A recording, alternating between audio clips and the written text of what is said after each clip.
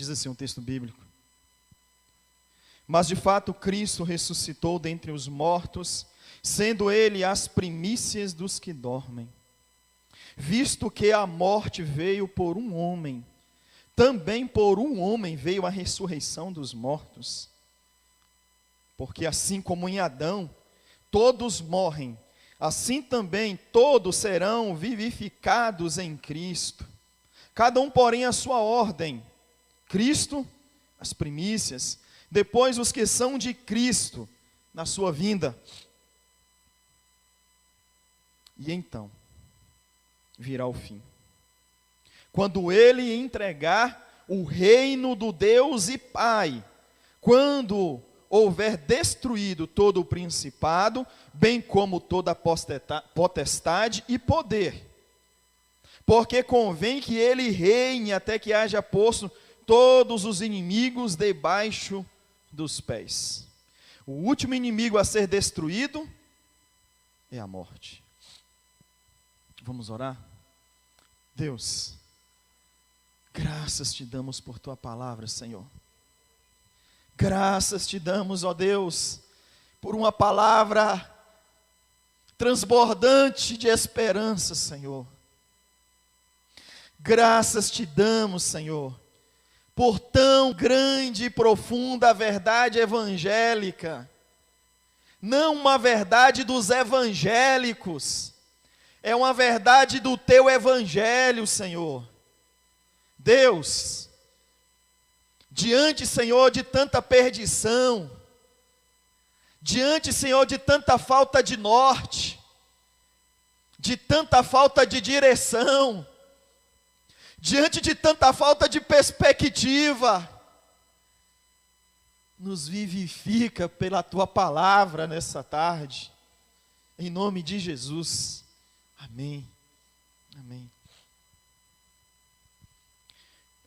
Primeira carta de Paulo aos Coríntios, capítulo 15. Capítulo 15 dessa carta pode ser considerado um tratado teológico de Paulo com respeito à ressurreição. São quase 60 versículos, Ricardo. Para a Bíblia, 60 versículos é muita coisa. A Bíblia, na maioria das vezes, tem menos do que isso. E nesses quase 60 versos, o assunto de Paulo é um só: Cristo vive, Jesus ressuscitou. É um tratado teológico do apóstolo, tentando resolver um problema de heresia que estava sendo disseminada ali na igreja da cidade de Corinto. Uma igreja que parte dela não estava mais acreditando na ressurreição do corpo, do crente que morreu em Cristo. Parte dessa igreja era ameaçada pela incredulidade da ressurreição do próprio Cristo. E aí vem o sábio apóstolo, esclarecendo minuciosamente, de forma muito didática, e provando, via teologia, via história, via experiência pessoal, Cristo vive, Cristo ressuscitou, e se Cristo ressuscitou, nós também ressuscitaremos. E aí, povo de Deus, estamos em um domingo de Páscoa, ainda estamos vivendo o domingo da ressurreição, e eu fico a me indagar, qual a mensagem da ressurreição de Cristo para os nossos dias?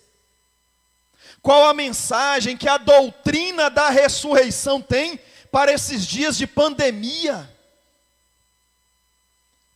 Durante essa semana eu pensei nisso.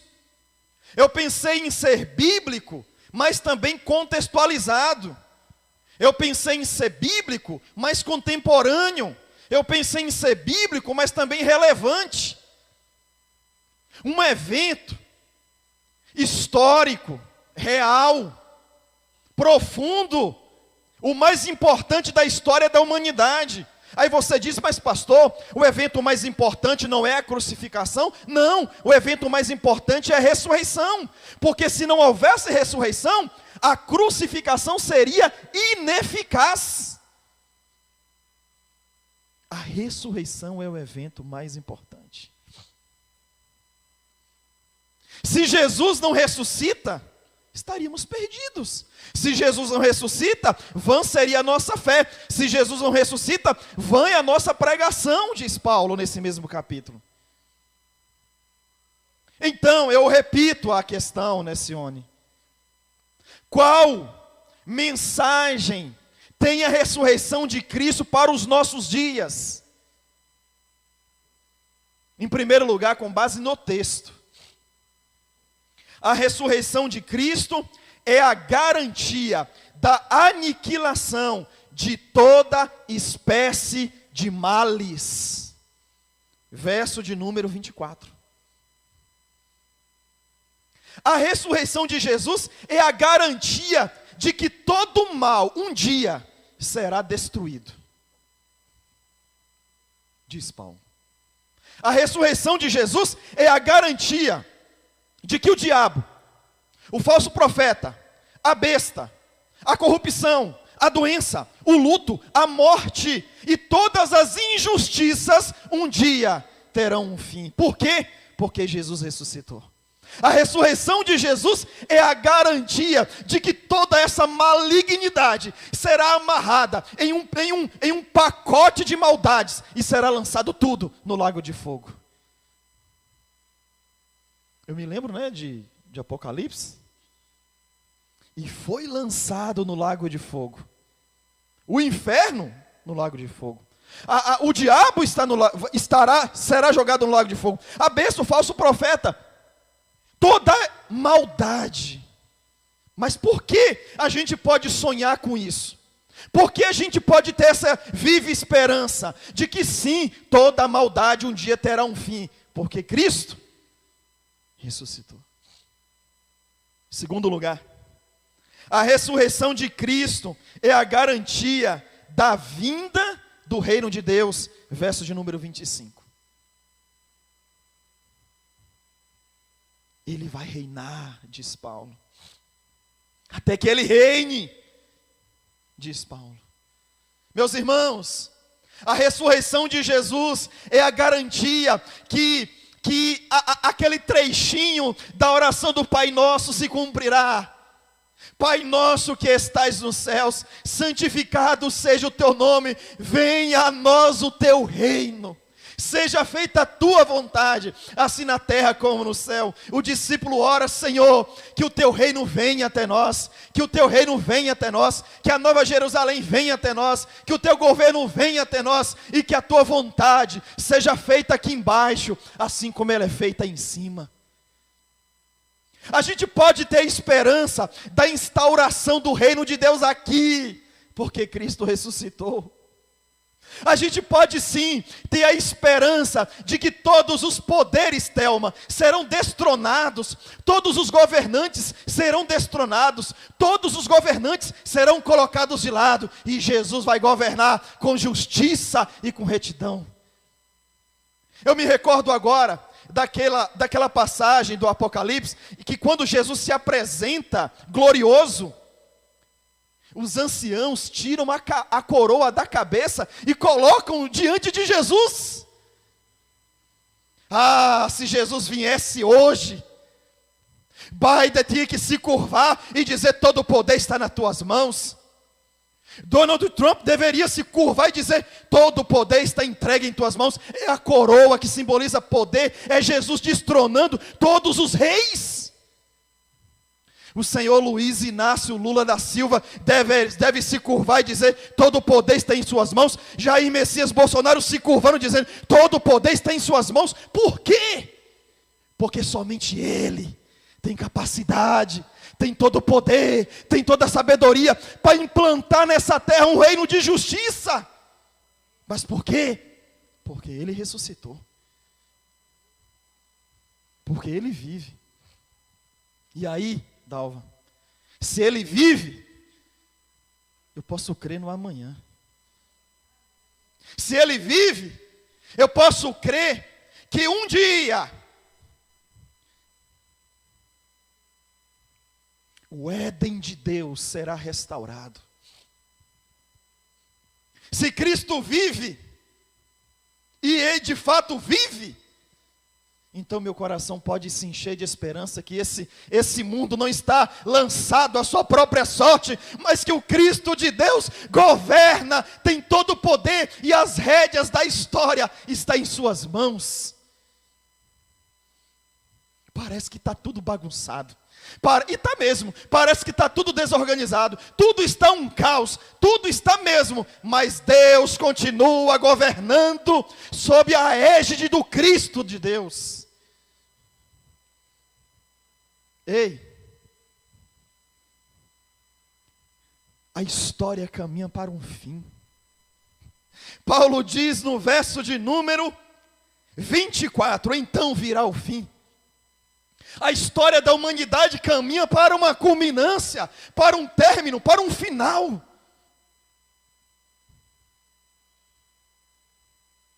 O projeto de Deus lá atrás, ainda antes do Éden, ele caminha, ele continua vivo, ele continua a acontecer, ele continua firme. Sabe por quê? Porque eu e você, Roberto, a gente perde o controle das coisas. Eu e você, Romildo, a gente perde o controle das coisas. Deus não perde o controle de nada. Parece que Deus perdeu o controle do mundo, não. Tudo caminha segundo a sua permissividade. E no momento certo, Jocélio, Ele vai dizer, basta. O meu reino está descendo, e eu vou implantá-lo. Terceiro lugar, a ressurreição de Cristo é a garantia da nossa vitória sobre a morte. Verso 26, que diz assim, o último inimigo a ser destruído é a morte. Meu Deus, quantos velórios, quantos lutos, quantos nomes, quantas pessoas, não se fala em outra coisa, morrer, morte.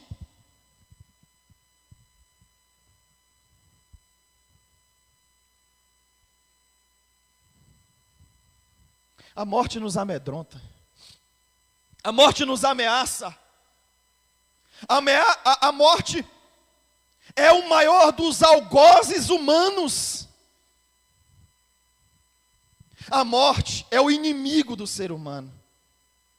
E Paulo está dizendo nesse mesmo capítulo, nesse mesmo texto, a morte entrou via Adão.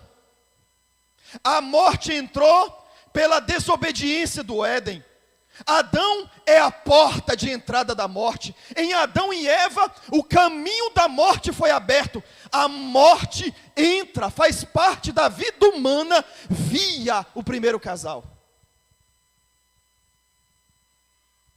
O primeiro Adão escancara as portas para a morte.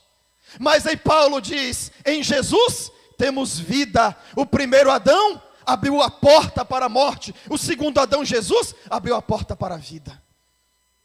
Se em Adão nós temos morte, em Jesus nós temos vida. Se em Adão nós temos morte, em Jesus nós temos ressurreição. Meus irmãos, a Bíblia diz, e eu pego algumas coisas aqui do Apocalipse. Em suas visões, João diz assim, eu vi a morte e o inferno sendo lançados no lago de fogo. Sabe o que João está dizendo? Sabe o que o João está vendo? A morte sendo aniquilada e não mais fazendo parte da história da humanidade. Aí quando a gente vai lá para o final do Apocalipse, Cleito, João diz assim, eu estive presente no reino de Deus. E tem uma coisa que eu não vi lá. Eu não vi luto. Eu não vi morte, eu não vi cemitérios. Aí quando a gente lê um pouco mais, João diz assim: porque ele enxugará dos nossos olhos toda a lágrima, e não haverá mais pranto, nem clamor e nem dor, porque as primeiras coisas passaram, eis que tudo se fez novo.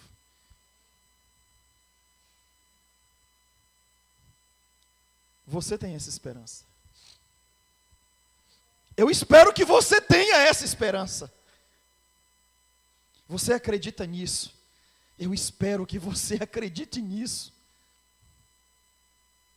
E por fim, qual é a mensagem da ressurreição para esse tempo de pandemia?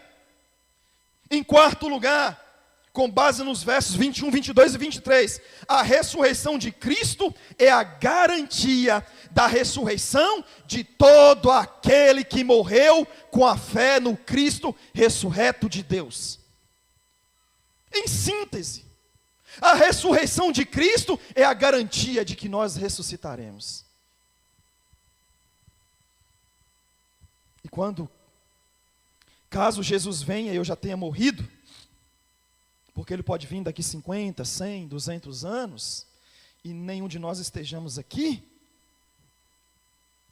eu vou ver parentes queridos que morreram na fé. Como a minha vozinha que morreu há cerca de 2 anos e alguns meses atrás. Lá estará um amigo meu chamado Giovanni, que eu preguei para ele, mas ele morreu muito novo. Mas antes de morrer, ele disse: eu creio no Cristo de Deus. A gente vai poder e se encontrar com pessoas que fizeram parte dessa igreja e trouxeram alegrias aos nossos corações. A ressurreição de Cristo é a garantia que nós também ressuscitaremos. Se Jesus vier e nos encontrar vivos, nós reencontraremos com aqueles que morreram na fé no Senhor. Mas quando o Cristo de Deus vier, e a nossa geração já tiver passado, Euda, o túmulo não é o fim. O cemitério não é a última parada. Não é morreu, acabou.